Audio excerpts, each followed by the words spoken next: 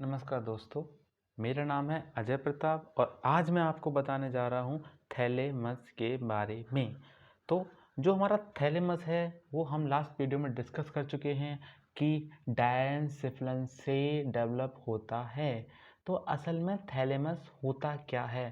Thalamus को हम कहते हैं, हमने फिजियोलॉजी में अब तक पढ़ा होगा 11th-12th तक, कि thalamus is the relay centre. Relay centre इसलिए कहा जाता है कि हर एक इन्फॉर्मेशन को थैलेमस के थ्रू होके पास होनी होती है, तभी वह इन्फॉर्मेशन आगे जाके प्रोसेस हो सकती है, इसलिए उसको रिले सेंटर भी कहा जाता है। तो असल में थैलेमस है क्या? तो थैलेमस जो है वो हमारा एक ग्रे मैटर का मास है और कलेक्शन है of neuronal cell bodies.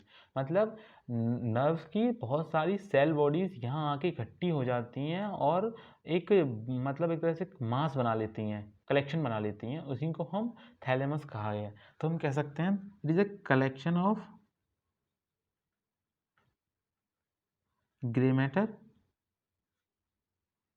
Grey matter इसलिए क्योंकि जो सेल बॉडीज होती हैं वो अपीयरेंस देती हैं सेंट्रल नर्वस सिस्टम में grey coloured.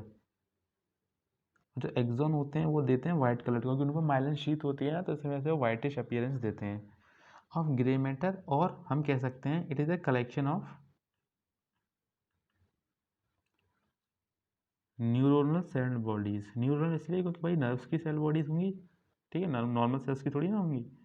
Neuronal neuronal cell bodies. अब होता क्या है कि इसकी जो होती है, इसका एनाटॉमिकल पोजीशन क्या होती है। तो गाइस मैं आपको एनाटॉमी पोजीशन इन दो बॉल्स के थ्रू समझाना चाहूँगा कि जैसे कि मान लो ये है, ठीक है, ये है, मान लो हम अपने अपने मतलब सर को ऊपर से काट के देख रहे हैं, ठीक है। जब देखा तो मान लीजिए ये हमारा एंटीरियर साइड है, ये हमारा लेटरल साइड है, ये हमारा लेटरल साइड है और ये हमारा पोस्टीरियर साइड है, ठीक है। तो अब मैं रख दिया, ठीक है, दो बॉल्स। तो ये जो दो बॉल्स हैं हमारी, ठीक है, ये असल में थैलेमस को रिप्रेजेंट कर रही हैं, ठीक है। तो थैलेमस जो होता है हमारा मिड ब्रेन के ऊपर, हमारी समझ लीजिए दो बॉल्स रखी होती हैं, ठीक है, जो कि एक हमारी लेटरल साइड में होती है, दोनों मतलब लेटरल साइड में होती हैं दोनों बॉल्स, ठीक है। एक ये इसके लिए ये लेटरल हो गया, ये लेटरल हो गई। अब क्या होता है कि इन दोनों बॉल्स के बीच में हमारा होता है एक स्पेस, ठीक है।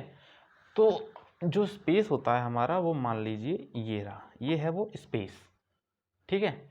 और इस स्पेस को हम कहते हैं वेंट्रिकल। इन दोनों के बीच में होता है हमारा वेंट्रिकल, ठीक है। और जो वेंट्रिकल होता है वो होता है हमारा थर्ड वेंट्रिकल, ठीक है। वो होता है, देखो दो होते हैं हमारे लेटरल वेंट्रिकल जो कि हमारे इन दोनों थैलेमस के ऊपर होंगे। मान लीजिए एक लेटरल वेंट्रिकल ये है, एक लेटरल वेंट्रिकल ये है। इन लेटरल वेंट्रिकल से हमारे जो वेंट्रिकुलर फोरामेन के थ्रू होके जो हमारा सेरेब्रल स्पाइनल फ्लूइड होगा वो आएगा हमारा थर्ड वेंट्रिकल में, जो कि होते हैं थैलेमस के बीच में, ठीक और ठीक बीच में, ठीक है। ये मैं आपको विजुअलाइज कराने की कोशिश कर रहा हूँ इसकी पोजीशन की थैलेमस होते कहाँ हैं। अब मान लीजिए ये आ गई आपकी थर्ड वेंट्रिकल। अब थर्ड वेंट्रिकल, और मैंने क्या कहा था कि जो होता है हमारा मिड ब्रेन के ऊपर होते हैं जस्ट। अब विजुअलाइज करिए कि थर्ड वेंट्रिकल से सेरिब्रल एक्वेडक्ट के थ्रू हो गई तो फोर्थ वेंट्रिकल में हमारा सीएसएफ जाएगा, और थर्ड वेंट्रिकल से जो हमारी एक्वेडक्ट ऑफ सिल्वियस होती है वो कहाँ होती है? मिड ब्रेन में होती है। तो हम कह सकते हैं कि ये जो स्ट्रक्चर हैं तीनों हमारे मिड ब्रेन के जस्ट ऊपर ही हैं, ठीक है। तभी तो इसके नीचे जस्ट हमारी एक्वेडक्ट ऑफ सिल्वियस होगी, ठीक है।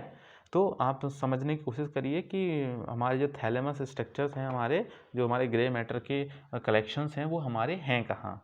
तो ठीक है, तो अब जो होता है कि जो हमारा ग्रे मैटर जो हमारा थैलेमस है उसको हम एक इंटरमेडुलरी लैमिना होता है जो कि थैलेमस को तीन हिस्सों में बांट देता है। अब मान लीजिए ये जो हमारा थैलेमस था, हम एक थैलेमस को यहाँ से ऐसे करके साइड से ऊपर से इसको ऐसे काट दे रहे हैं, ट्रांसफर सेक्शंस का कर दे रहे हैं और खोल के देख रहे हैं। तो जो हम खोल के देखेंगे तो जो इसका व्यू होगा वो कैसा होगा। अब मान लीजिए जब मैंने ये लिख ही रखा है तो इसको मैं एक डायग्राम ही बना देता हूँ।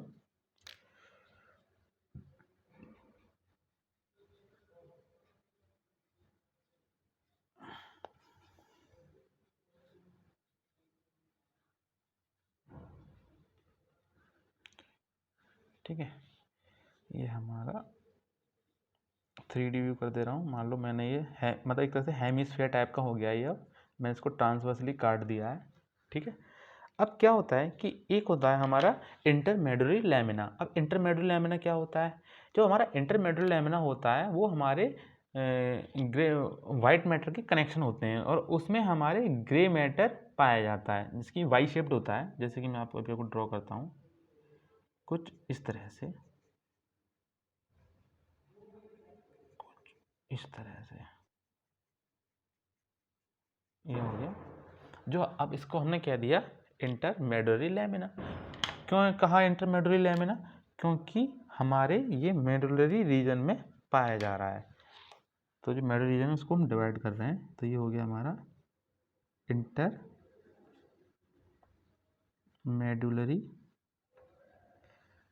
लैमिना। ठीक है, अब इसने हमारा इंटरमेडुलरी लैमिना ने क्या किया, हमारे थैलेमस को 3 हिस्सों में डिवाइड कर दिया। ठीक है, एक हो गया हमारा लेटरल।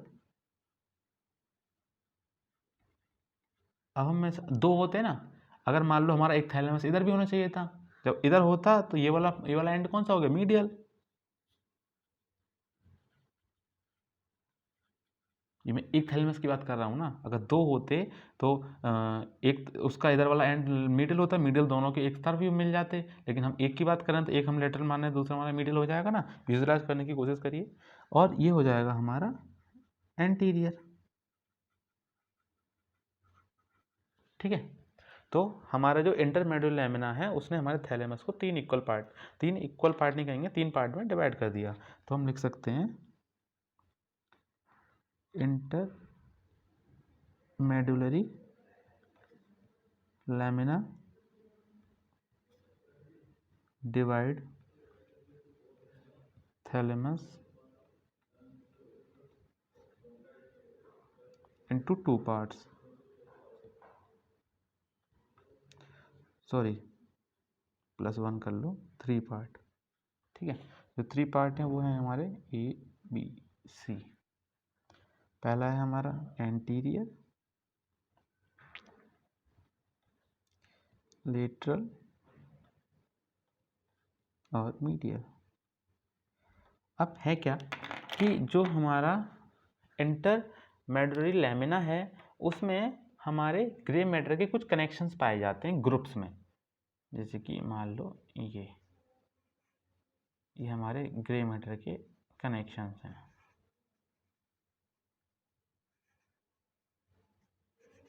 ठीक है,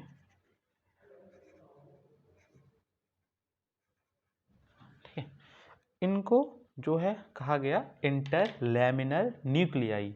क्यों कहा गया? क्योंकि इंटरलैमिना में जो हमारे न्यूक्लियाई पाए जा रहे हैं उनको हमने कह दिया इंटरलैमिनर न्यूक्लियाई। इंटरलैमिना न्यूक्लियाई।